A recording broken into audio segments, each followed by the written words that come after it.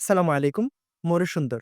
এটি একটি কবিতার বই। এই বইটিতে মোট ১২৭ টি কবিতা রয়েছে। এই কাব্যগ্রন্থটি লিখেছেন মোহাম্মদ আব্দুল করিম।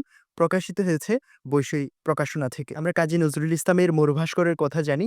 যারা মরুভাস্কর পড়ে মুগ্ধ হয়েছেন, আশা করি তাদেরকে এই বইটিও মুগ্ধ করবে ইনশাআল্লাহ। এই বইটির একদম শেষের কবিতাটি হলো মরুসুন্দর, যেটি হচ্ছে এই বইটির নাম কবিতা। মরুসুন্দর বলতে আসলে রাসূল করিম সাল্লাল্লাহু তাআলা আলাইহি ওয়াসাল্লামকে উদ্দেশ্য করা হয়েছে। তো মরুসুন্দর কবিতাটি থেকে কয়েকটি লাইন আপনাদেরকে শোনাই চলুন।